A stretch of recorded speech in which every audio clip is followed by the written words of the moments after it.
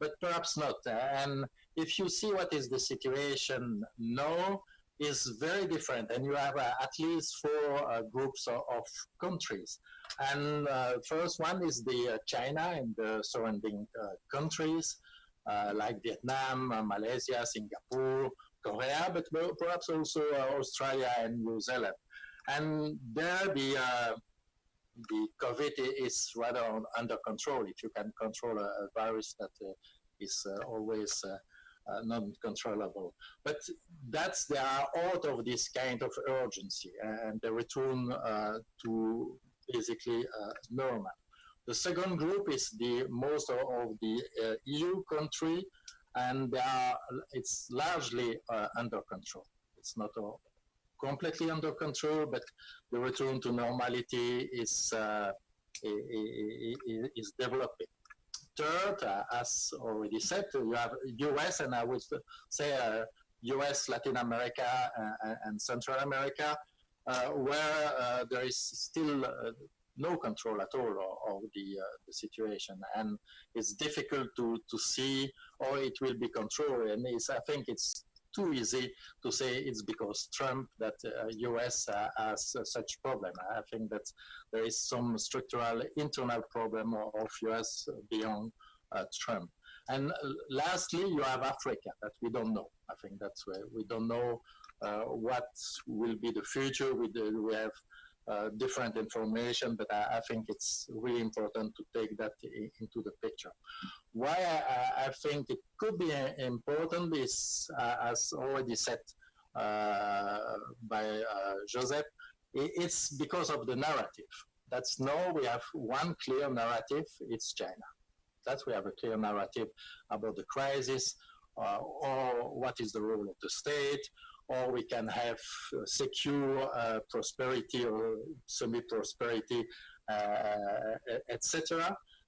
And that's where is dominant. Is the only one who is, I think, a full narrative.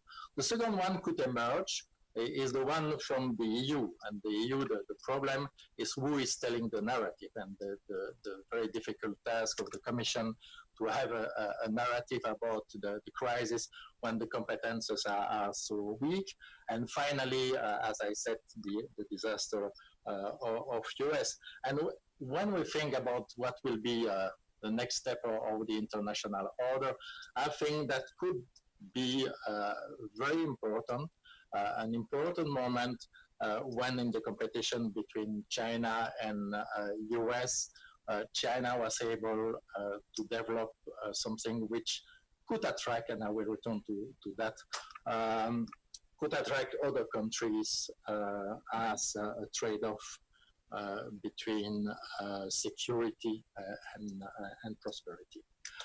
Second one, and I go in the timing from the very short term to the longer term, is the return of the social and the return of social solidarity, and that's really I think something which is very common with the European integration. Each time we had the crisis in the European integration, the discourse was we need to be more social. Remember Maastricht Treaty, etc. So it's not new for EU, not completely new, but it is new as a general discourse, and it's I think new as a kind of change with the liberal discourse about the labor market, about the wage, about prosperity. We return to a discourse about solidarity. We have that was completely abandoned. We have inequality even more at the center of the discussion. So that's also is changing, and I think it's important. The point is, how long will it last? Is that kind of a real change, or just due to the situation? The third one is the economic paradigm shift, and I think there is really fascinating. It's fascinating, I think, how the German government changed its position about debt, solidarity, etc., economic policy. And if you compare the two crises, and the timing is very is very striking. And I think that's important also to keep in mind, is that kind of long-term change or not.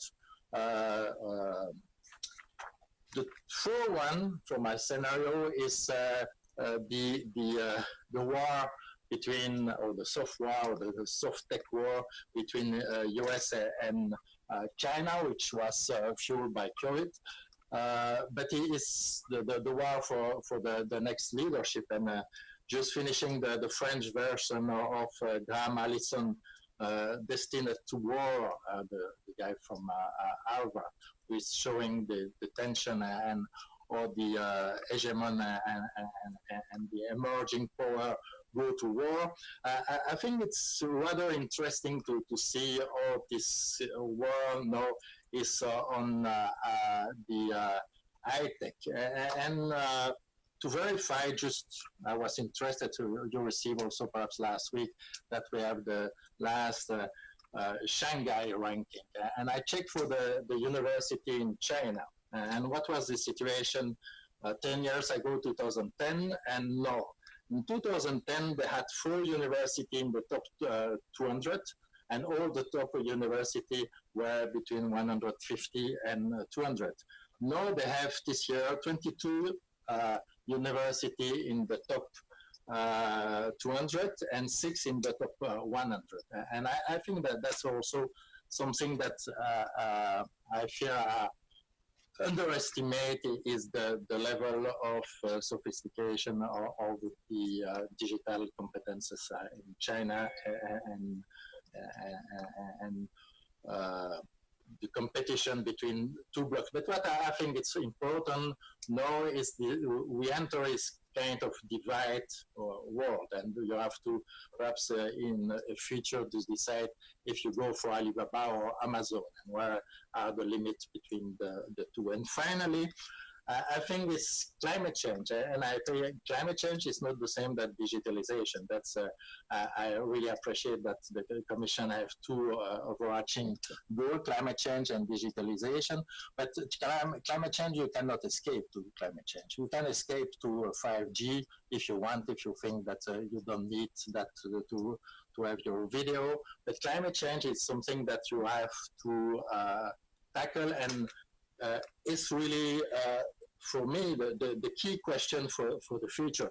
And the COVID has highlighted that, and we have all spoke about, you have all spoke, and I fully agree about the new budget and the next generation EU and the change it brings, but it's a huge change, but with very little about climate change, about the transition front and the social side. Better than nothing, you can argue, but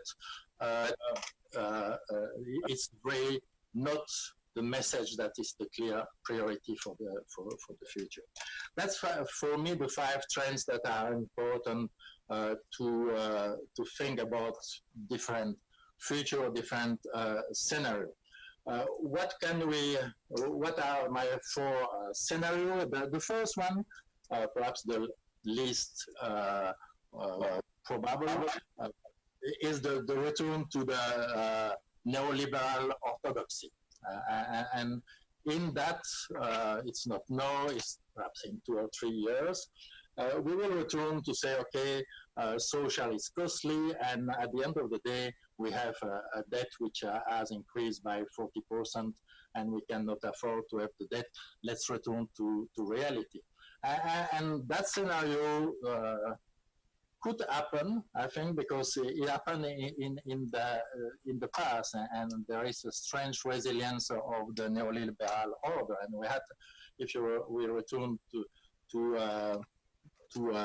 the 10 years ago, we had exactly the same discourse when we had the crisis in 2008.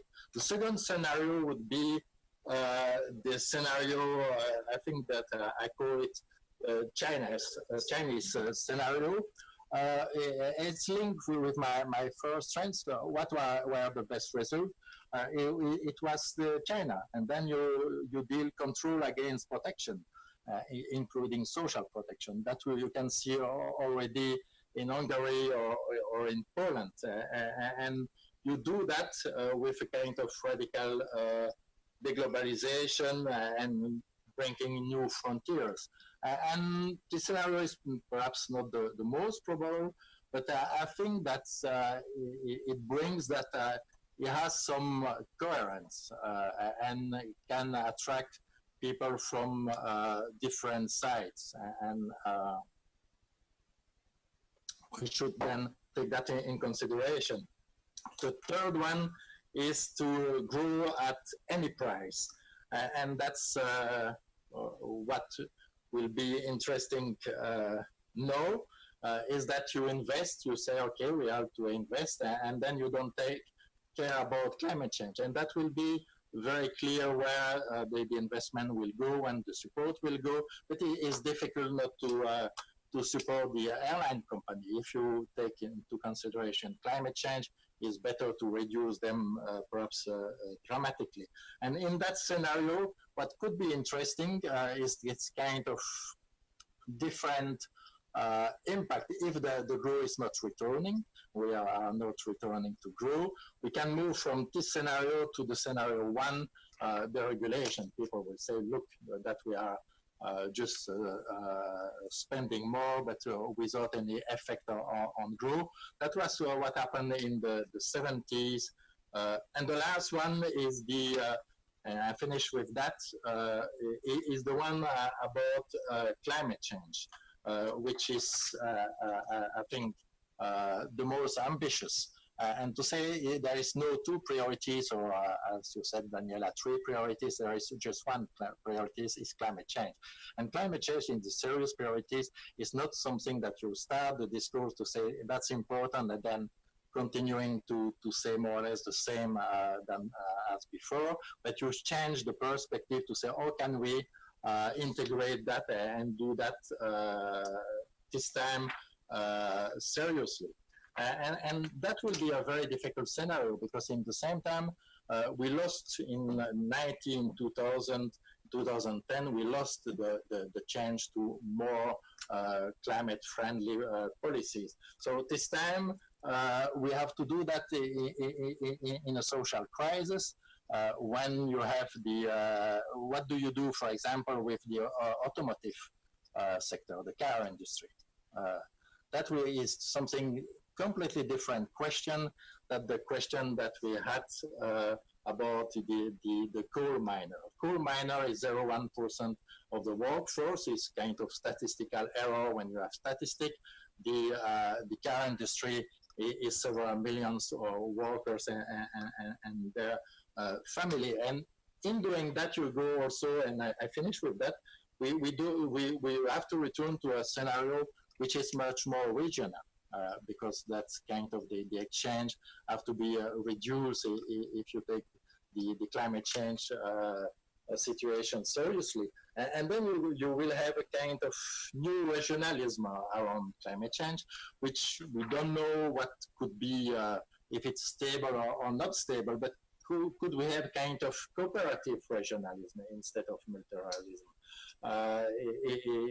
Is it working? It's not working. I think that's the key element. But I stop here because we will have only 8 minutes for debates, which is not so long. But saying that when we speak about the future, and that was my point that I try to make, let's have a plurality of scenario and not kind of linear one. And the one that I think that we have to envisage much more seriously is about climate change. What are the impact, and what are the impact at the global level? Because that will be, if my idea to have a cooperative regionalism could work, it's not really sure if you read the history of international relations. So muchas gracias por escucharme, and se acaba así. Muchas gracias por su intervención.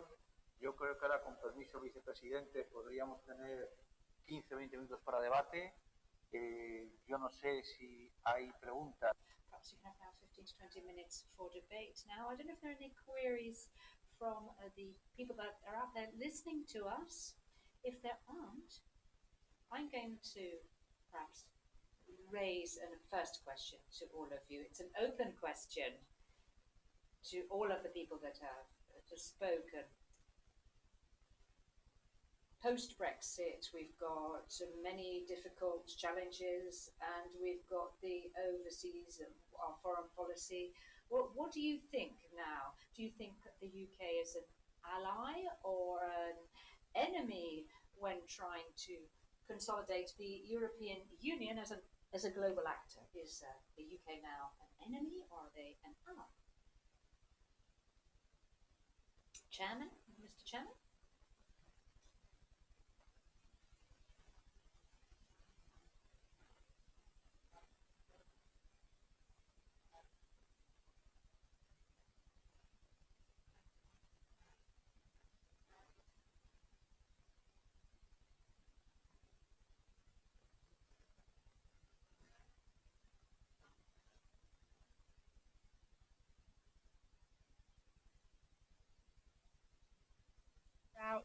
Itself, how it understands itself in a post-Brexit environment.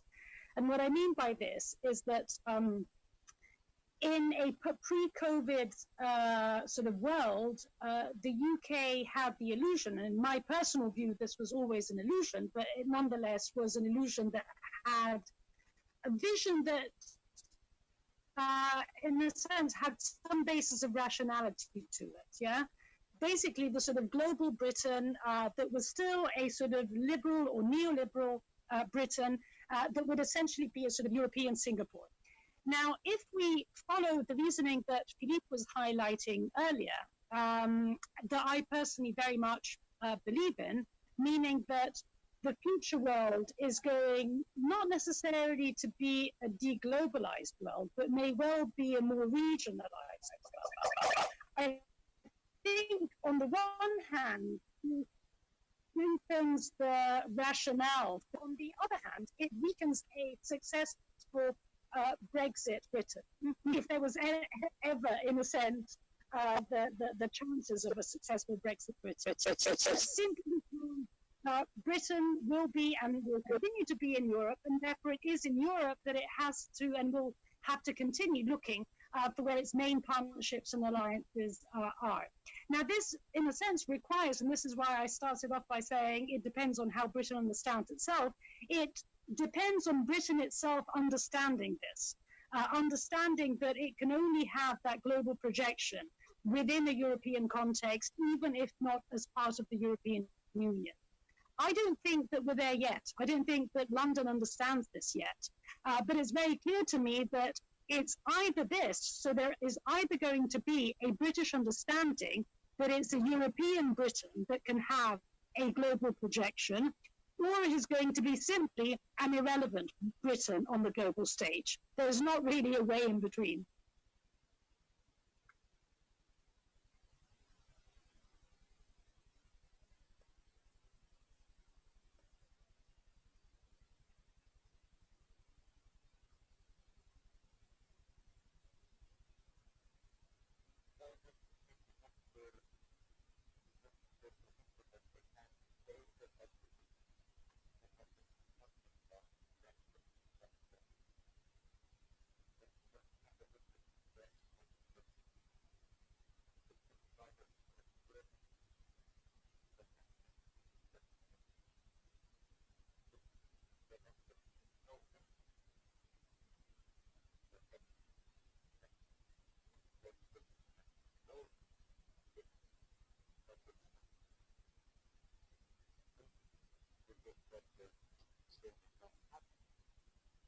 The US doesn't want to discussion about foreign policy and security. It's just that they want to do Chevalier Cell on this deal. It will never be an end state, but maybe not a strong one as we find them to be. Britain has been the most different country enough of split it, and I'm sure the Greens that very big demand. And maybe in 2016, when the Brexit was very ambitious for Australia, the world was a completely different world. China was a completely different challenge. At that time, you know, people imagine about the global business, again going to the seas on a neoliberal. But on the world that is emerging after the pandemic, with the different role that family are playing, the big changes in the world economy, the trade relationships, then it's going to be a different of this kind of global business. I don't know if they did have their religion, but they look like they're willing to go to the hedge at the end of the year, which is a no deal that will have the company there, right? The last year. But going back to what I discussed, I think that that's right. Said the big time that all of us still saying the board that quite strong our decision making process and the full of the chickens is really difficult to have a common position on evidence. Whatever it would have to take the out of different positions. And after the today, it's not just very much expensive. Look at the really good.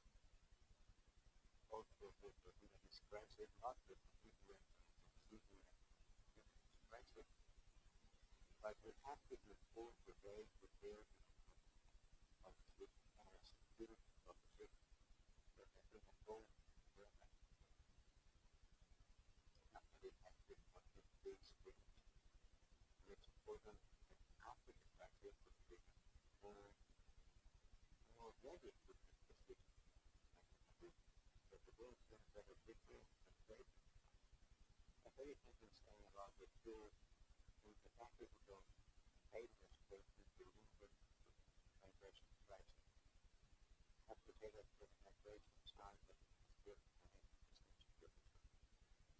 the migration crisis does not affect the crisis that it is the new expansion of the big integrated as we would feel the crisis at this crisis. And with the consequences of the pandemic crisis means that the African American society will be more weak or weaker than today, then the migration issue will be more important for we talk about digital, we talk about green. Maybe we should talk more about social. Because in the short term, the important aspect of the crisis, the matter of providing revenue to the people who have lost their jobs and providing capital to the firms that have been weakened for the crisis itself. Cannot tell to the workers that have completed their job and to the kids of some of the poor firms. Before the people were doing very things that have this. And it's particularly banks that put money for firms that have to be digital, but the matter of sustaining, providing revenue, that's what social business is like. Social. But when we talk about this green, we mean that in the future, with reconstruction or rebuilding, the recovery of the has to be taken into account very much which two pillars our future. But in the short term, what we need desperately is to provide capital to the firms and revenue to the people. And it brings the necessary risk effect, to a strong reaction to the European Central Bank, and maybe why not?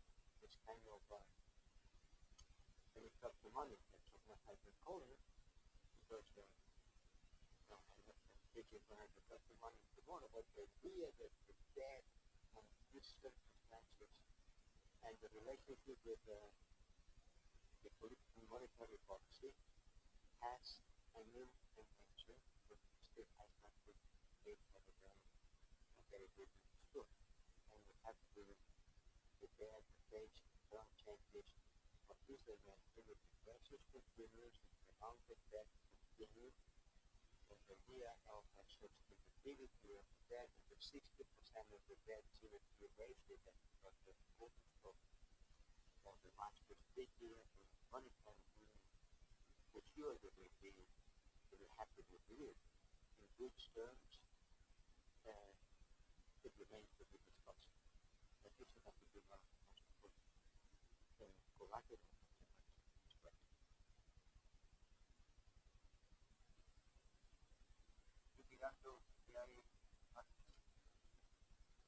I'm just trying to see if there are any questions, any more questions or questions from the public. I'm sure that we are, again, there is a question coming.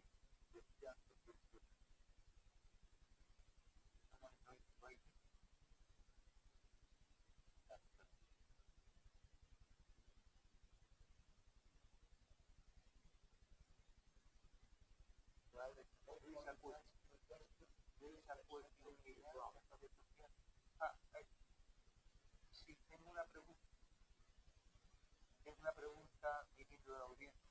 Yes, I have a question from our audience, which is, Mr. Borrell, what's your opinion about what's happening in Belarus? The person that's asking the question doesn't say who they are. Well, we held an extraordinary council meeting of foreign ministers recently. It would seem that there's going to be a European Council meeting as well at the highest political level. But our response is clear. Europe does not recognize the results of the elections. Europe considers that these elections have not been free nor fair.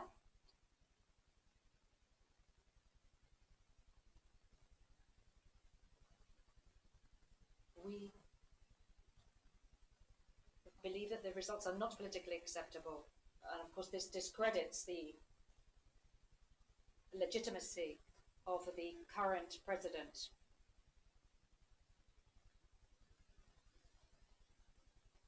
We support the Belarusian people. Sorry, I nearly said Ukraine there, because it reminds me of what happened in Ukraine a few years ago. We demand the freedom for all those people that have been arrested or detained during this period, and we will do everything diplomatically to get the situation in Belarus to return, well, not to return, but to follow democratic channels. We will be keeping a close eye on events in the next hours and days, but the position of the European Union is clear. We do not recognize the results of these elections. Thank you.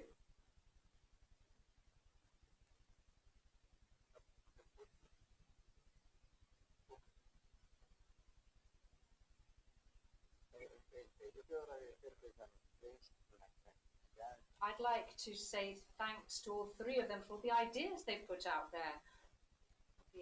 All these issues and their analyses. These video conferences, of course, have their limitations. I'm sure had we been all here together in one room, there would have been many more participants asking to take the floor. Yes, another question has come in for Philippe.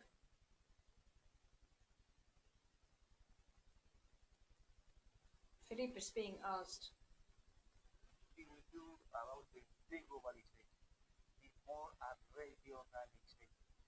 But could you comment on how that affects the exchange value, trade policy, and economic policy of the European Union?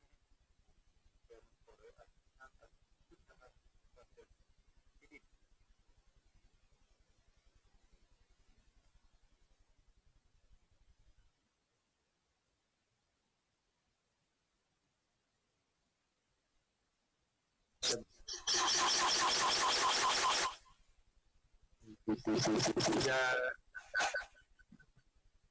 Okay. The global chain and the way we are producing. But my point is really, let's take the question of climate change seriously. Then you put the figure how much we have to reduce the emission. And then you see how we can do that, or is it possible to reach that. And one clear message is that you have to have shorter, is working? Shorter supply chain, and you have to rethink the world. And that's kind of some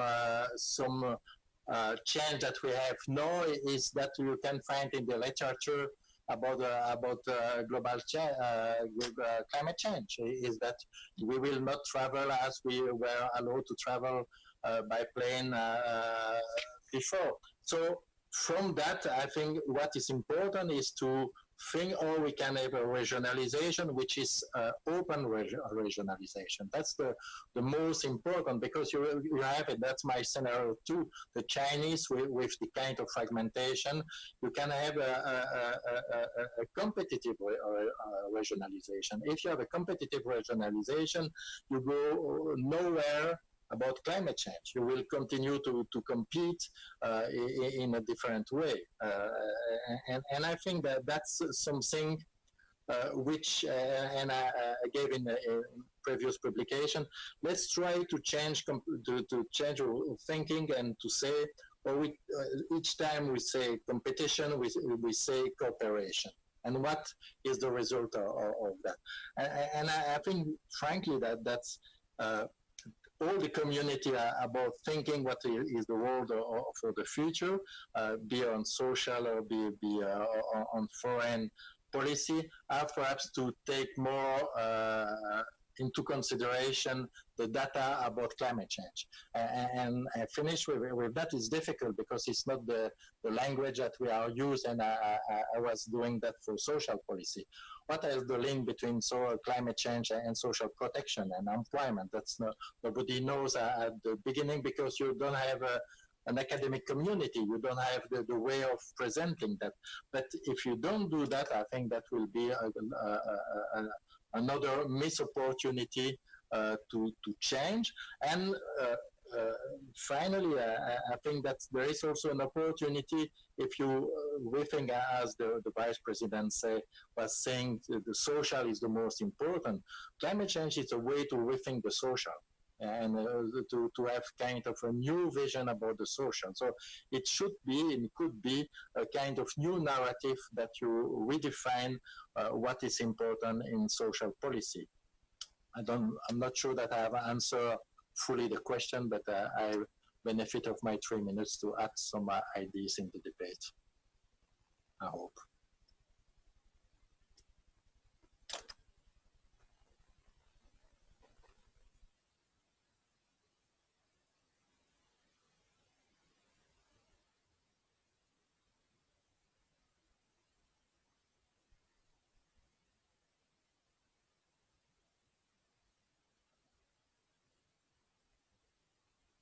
Which is, what specific actions do you think you're going to spend on the increase in budget for geopolitical ends? And from Nuria in Barcelona, we have a question. Let me see if I can find it. The question from Nuria in Barcelona is about how the tourist crisis is going to affect European foreign policy, or how is it going to affect the consolidation of European foreign policy, this tourist crisis? How is it going to solve it? Sorry, I can't find the question here. Let's just have a look.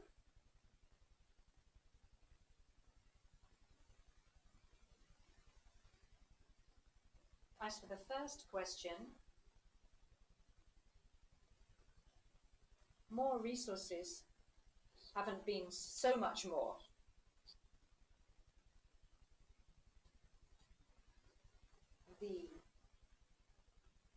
it's not the foreign dimension that's received most of the money in the budgets or the MMF, because we've been left with half the figures that had been raised. That's perhaps normal because of the current crisis, but actually the foreign dimension, the external dimension, the policies necessary to face these problems are not the ones that are receiving most resources, not in the European Defence Fund or in the European Peace Initiative, nor resources to face humanitarian crises, nor for partnerships. But resources are there and they do need to be used. But we are surrounded by an arch of instability that goes from the Baltic Sea around the Mediterranean to Morocco, and that extends right down to the south of the African continent. And our policy, our foreign policy to face the immediate needs, well, it's quite obvious that a good foreign policy is needed. We can see that from the crisis of Belarus, the Middle East, problems with Turkey.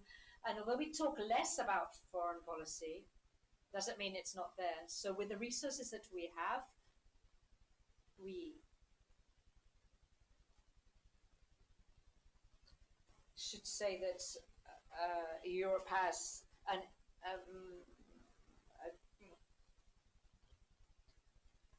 a defense industry to support its defense policy.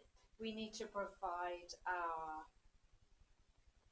partners with the message that they will have the military support they need to face their instability. And we need to also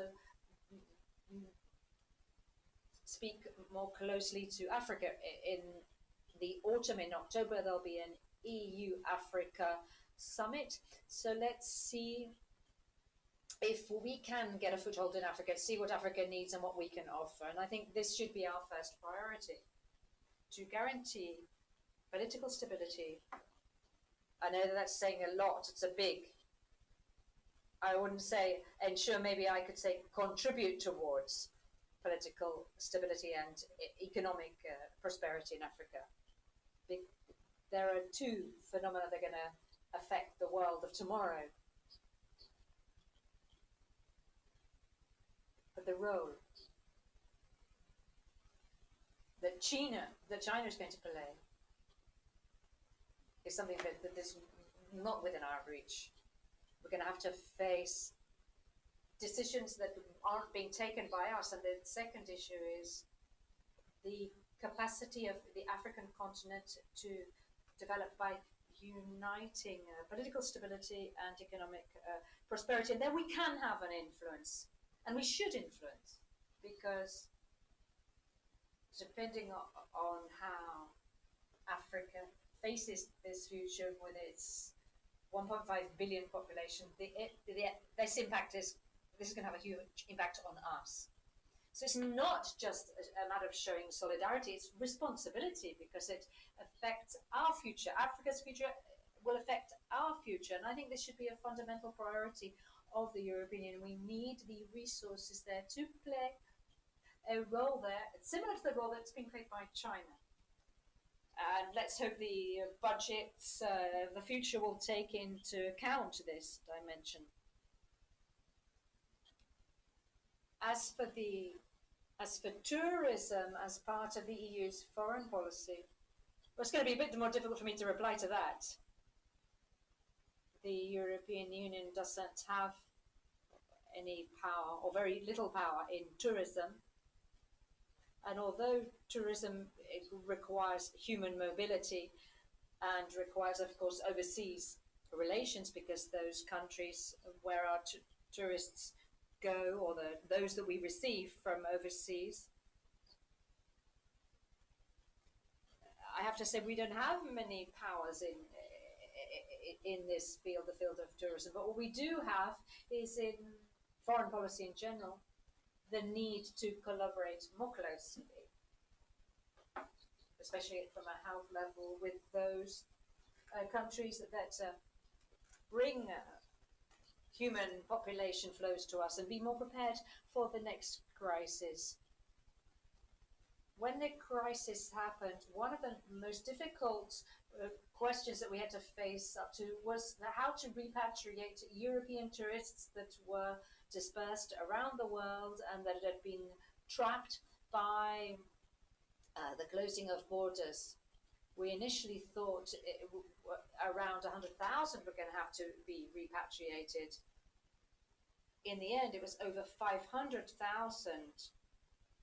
Over 500,000 European tourists, not resident abroad, Europeans that were temporary traveling, had to be repatriated, fleeting flights back into the EU. It was an extraordinary sized operation, which we were able to do because of cooperation between member states and coordination between the EU. And this helped us realize the extraordinary fragility of our world and facing a situation in which suddenly air traffic is stopped and people get stuck. So we need to be, in the future, we need to be able to face up to these situations. But tourism as a policy per se is still in the hands of member states, and it's member states that decide how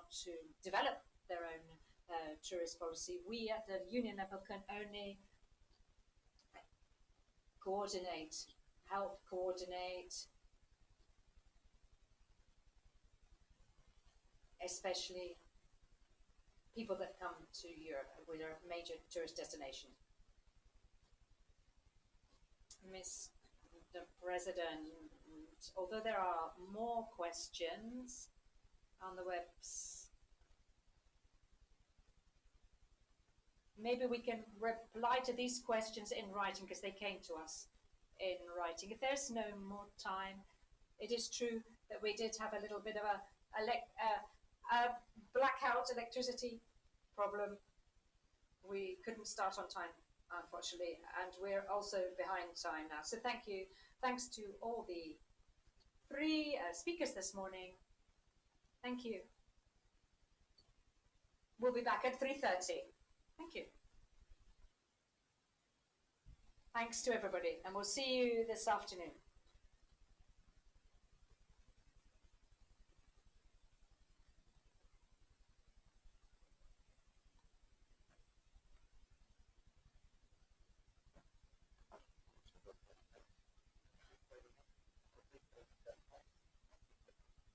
Se corta, se sale de la